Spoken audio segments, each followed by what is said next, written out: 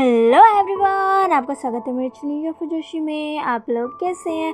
I hope कि आप लोग ठीक होंगे। तो चलिए हम अपनी स्टोरी की स्टार्टिंग करते हैं। यहाँ हमें एक दिन बाद का सीन दिखाया जाता है जहाँ पर विंग अकेले अपने रूम में बैठा हुआ था और लैंजन की कही उन बातों को याद कर रहा था। यहाँ से हमें पास्ट का सीन दिखाया जाता है जहाँ पर लैंजन विंग के पास आता है और उससे कहता है विंग लैंजन की तरफ देखकर कहता है, हाँ लैंजन कहो, तुम्हें क्या कहना है? लैंजन कहता है, विंग मैं फिर से 2 दिन के लिए अपने क्लैन वापस जा रहा हूँ। ये सुनकर विंग शॉक हो जाता है और लैंजन से पूछता है कि वो आखिर क्यों अपने क्लैन वापस जा रहा है। वो अभी तो 3 दिन अपने क्लैन में रहकर आया है, तो वो फिर वापस क्यों जा रहा है? तब लैंजन कहता है, विंग मैं तुमसे बहुत प्यार करता हूँ और तुमसे शादी करना चाहता हूँ, तुम्हारे साथ रहना चाहता हूँ। इसीलिए मैं तुम्हारे और मेरे बारे में अपने बाबा को बताने जा रहा हूँ। तुम 2 दिन बाद मुझे यही मिलना। 2 दिन के बाद तुम्हारी ज़िंदगी पूरी तरीके से बदल जाएगी, तुम मेरे हो जाओगे। ये बात सुनकर विंग बहुत ज़्यादा खुश हो जाता है और एक स्माइल करता है और ब्लश करने लग जाता है और वही अपना फेस नीचे कर लेता है क्योंकि वो लैंजन की बातों से बहुत ज़्यादा ही ब्लश करने लगा था। लैंजन उसे हक कर लेता है। लैंजन का ऐसा सडन रिएक्शन देखकर विंग भी शॉक हो जाता है, पर वो लैंजन को बैक हक कर लेता है और लैंजन से कहता है, लैंजन जल्दी आना, मैं तुम्हारा इंतज़ार करूँगा। लैंजन कहता है, विंग मैं इस बार जब आऊँगा तो फिर तुमसे कभी अलग नहीं होऊंगा, मेरा इंतज़ार करना विंग। विंग अपना सिर हाँ में हिला देता है। तभी शाओ और केजिंग जो कि ये सब देख रहे थे, वो भी दोनों भी ब्रश करने लग गए थे, पर उन दोनों को ही अपने अपने मास्टर और अपने राजकुमार को ऐसे देखकर बहुत खुशी हो रही थी। तभी शाओ विंग से कहता है, राजकुमार हमें चलना चाहिए, हमें बहुत देर हो चुकी है। अगर हम वहाँ जल्दी नहीं पहुँचे तो फिर हमारे लिए मुसीबत हो जाएगी। विंग लैंजन से अलग होता है और शाओ से कहता है, तुम सही कह रहे हो। वो लैंजन की तरफ देखता है और कहता है, लैंजन मैं तुम्हारा इंतज़ार करूँगा। लैंजन विंग से कहता है, मैं जल्दी तुम्हारे पास आ जाऊँगा। विंग और लैंजन दोनों ही एक दूसरे को देखकर एक स्माइल करते हैं और फिर विंग वहाँ से चला जाता है। विंग और शाओ वहाँ जहाँ ई उस अल्फा से लड़ रहा था वहाँ पहुँच जाते हैं। ई वो लड़ाई जीत चुका था। उस अल्फा और ई की लड़ाई बहुत देर तक चली थी क्योंकि वो अल्फा भी बहुत स्ट्रांग था, वो हार मानने का नाम ही नहीं ले रहा था और ई भी अपनी जिद बढ़ा रहा था। उसे अपनी शक्ति शाओ को दिखानी थी कि यांग राज्य के लोग भी बहुत ज़्यादा पावरफुल है और उसने भी अपनी कल्टीवेशन पावर को बढ़ा लिया है। विंग और शाओ के वहाँ आते ही हुईसंग को राहत मिल जाती है।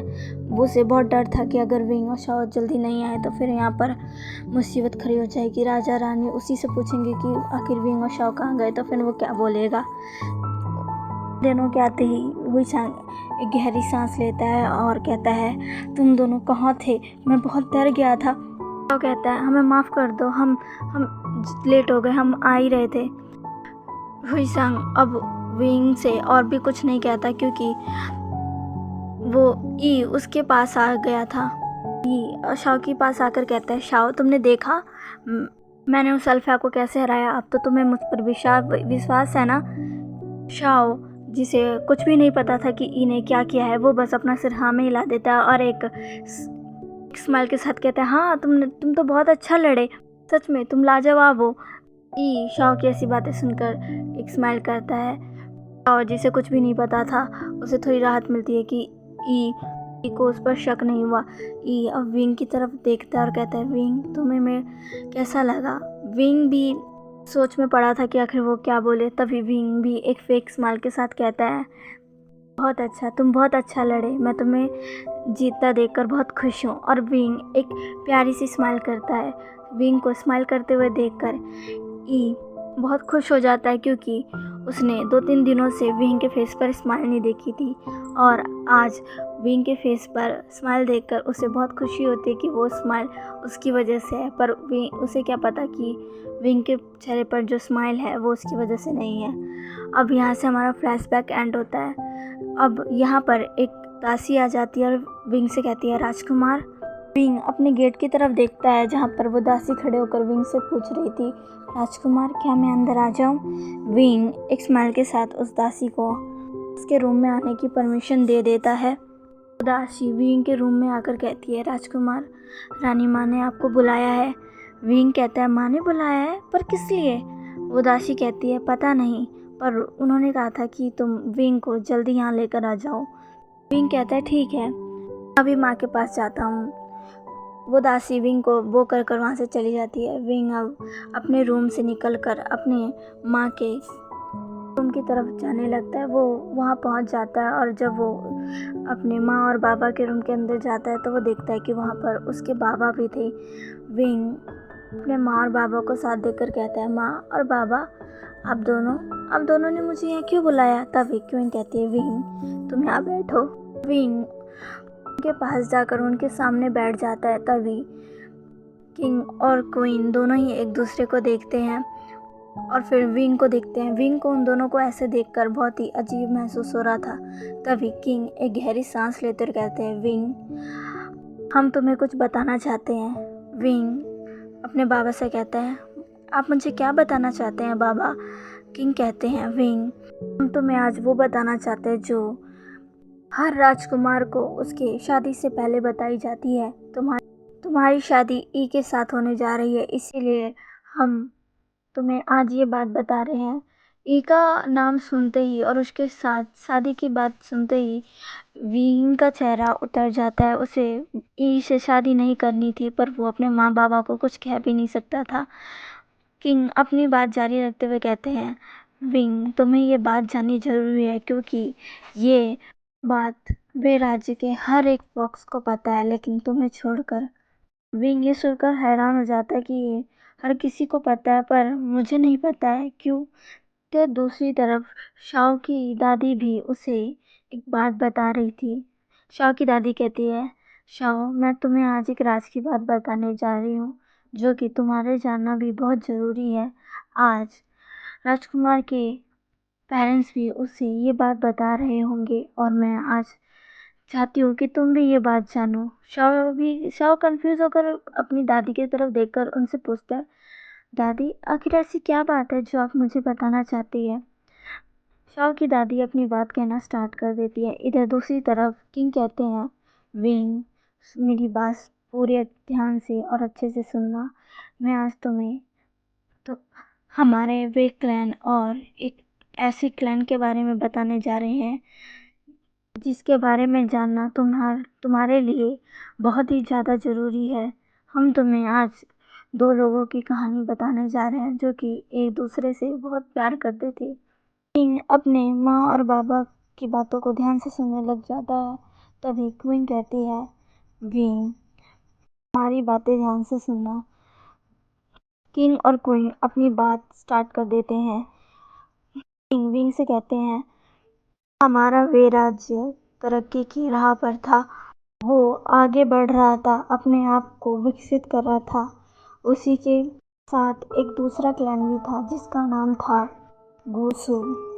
गुसु एक ड्रैगन क्लैन था जो कि बहुत ही ज़्यादा विकसित और अमीर क्लैन था। वहाँ के लोग बहुत ही अच्छे थे। वो लोग कभी झूठ नहीं बोलते थे और दूसरे लोगों की मदद करते थे।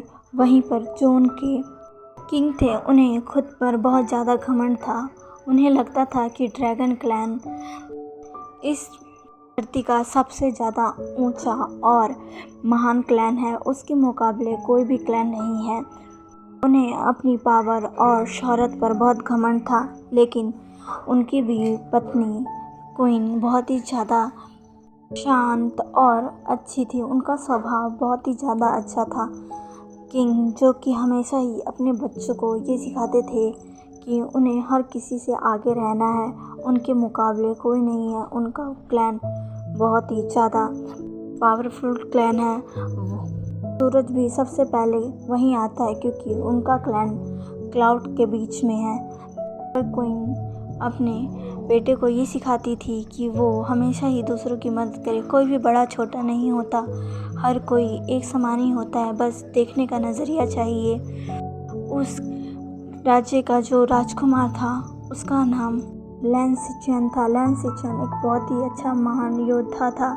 वो नरम दिल का भी था, वो सबकी मदद करता था, वो एक बहुत अच्छा कल्टीवेटर था। यहीं दूसरी तरफ हमारे वे राज्य में लोग बहुत ही खुश रहा करते थे। वो सबसे ज़्यादा प्यार अपने क्लैन की राजकुमारी से करते थे जिसका नाम यानली था। यानली वे राज्य की सबसे सुंदर महिला थी। उसकी खूबसूरती का गुणगान हम हर कोई करता था। एक दिन जब राजकुमारी यानली अपने सहेलियों के साथ क्लैन के बाहर घूमने गई हुई थी, तभी वहाँ पर कुछ बुरे अल्फाओं ने उन पर गंदी नज़र डाली और उन्हें छेड़ना स्टार्ट कर दिया। उन्होंने उस यानली के लिए बहुत गंदे शब्द भी कहे। यानली को बहुत गुस्सा आया, पर वो एक बहुत ही अच्छी कल्टीवेटर थी। उसने पहले उन लोगों को समझाया कि वो लोग ऐसा ना करें और उसे अकेला छोड़ दे, पर उन लोगों ने उसकी कोई बात नहीं मानी और यानली के साथ ज़बरदस्ती स्टार्ट कर दी। तो ये तभी यानली ने अपनी शॉट से सब पर वार करना स्टार्ट कर दिया, पर लोग बहुत ज़्यादा होने की वजह से दो लोगों ने यानली का हाथ बहुत कस के पकड़ लिया, जिससे वो कुछ भी नहीं कर पाई। एक आदमी यानली की तरफ बढ़ने लग गया। वो यानली के शोल्डर पर हाथ रखने वाला था, तभी किसी ने अपनी तलवार से उसका हाथ काट दिया। यानली ने जब ऐसे उस शख्स को ऐसे देखा तो वो बहुत हैरान हो गई। यानली को भी समझ नहीं आया कि किसने इसके साथ ऐसा किया। तभी वो सारे लोग भी बहुत हैरान हो गए थे और चिल्लाने लगे, कौन है यहाँ पर, सामने आओ। तभी एक आदमी पर पीछे से एक वार होता है और वो वहीं मर जाता है। कोई भी समझ नहीं पा रहा था कि आखिर कौन है जो कि उन पर ऐसे छुपकर वार किए जा रहा है। तभी एक इंसान कहता है, कायर, तुम छुपकर वार कर रहे हो, तुम्हें दम है तो सामने आओ। तभी वो शख्स सामने आ जाता है और कहता है, मैं कायर तो नहीं हूँ, हाँ, लेकिन मुझे ऐसे लोगों को परेशान कर मारने में बहुत मज़ा आता है। वो कोई और नहीं बल्कि लैन क्लैन का राजकुमार लैन सिचुएन ही था। लैन सिचुएन ने जब यानली की तरफ देखा तो यानली की खूबसूरती में एकदम खो सा गया। यानली भी लैन सिचुएन को देखकर देखती रह गई। दोनों ही एक दूसरे को पहली नज़र में ही पसंद करने लगे थे। लैन सिचुएन ने कहा, उसे छोड़ दो वरना अंजाम बुरा होगा। तभी उनमें से एक शख्स कहता है, हम इसे नहीं छोड़ेंगे, तुम्हें जो करना है कर लो। तभी लैन सिचुएन कहता है, अच्छा सच में, लगता है तुम मुझे अच्छे तरीके से नहीं जानते। तभी उनमें से एक पूछता है, आखिर कौन हो तुम। तभी लैन सिचुएन अपने ड्रैगन फॉर्म में आ जाता है। वो एक प्योर गोल्डन कलर का ड्रैगन था जिसकी आंखें भी गोल्डन कलर की थी और वो शाइन कर रही थी। सिचुएन को उसकी ड्रैगन फॉर्म में देखकर सारे डर के मारे कांपने लग गए और यानली को छोड़कर वहाँ से जल्दी से भाग गए। पर सिचुएन ने अपने मुंह से आग निकालकर उन सबको एक पल में ही भस्म कर डाला। यानली ये सब देखकर शॉक हो गई थी। उसने सिचुएन का ड्रैगन रूप देखा जो कि उसे बहुत अच्छा लगा। वो ड्रैगन सच्ची में बहुत आकर्षक था और बहुत ही ज़्यादा पावरफुल था। सिचुएन अब अपनी नॉर्मल फॉर्म में वापस आ गया था। सिचुएन यानली की तरफ गया और उससे पूछा, क्या आप ठीक हैं। यानली जो कि सिचुएन को देख रही थी, वो सिचुएन की बातों से होश में आकर कहती है, हाँ मैं ठीक हूँ। सिचुएन एक स्माइल करता है और यानली का हाथ उसके हाथ अपने हाथों में ले लेता है। यानली ये सब देखकर बहुत शॉक हो जाती है। यानली जब उनसे लड़ रही थी तो उसके हाथों में चोट लग गई थी। सिचुएन अपने पॉकेट से अपने रुमाल को बाहर निकालता है और यानली के हाथों पर बांध देता है और कहता है, इससे कुछ समय के लिए खून बाहर नहीं आएगा। और वो यानली की तरफ देखकर एक स्माइल करता है। यानली भी उसे ऐसे स्माइल कर देखकर एक स्माइल करती है और ब्रश करते हुए अपना फेस नीचे कर लेती है। तब से यानली और सिचुएन रोज ही वहाँ मिलने लग गए। उन दोनों में बहुत ही ज़्यादा गहरा प्यार हो गया था। तो चलिए गाइस, आज के लिए बस इतना। आज का पार्ट आपको कैसा लगा प्लीज़ मुझे कमेंट करके ज़रूर बताइएगा और प्लीज़ मेरे चैनल को लाइक सब्सक्राइब एंड शेयर कर दीजिएगा। मिलते हैं इसके नेक्स्ट पार्ट में। बाय।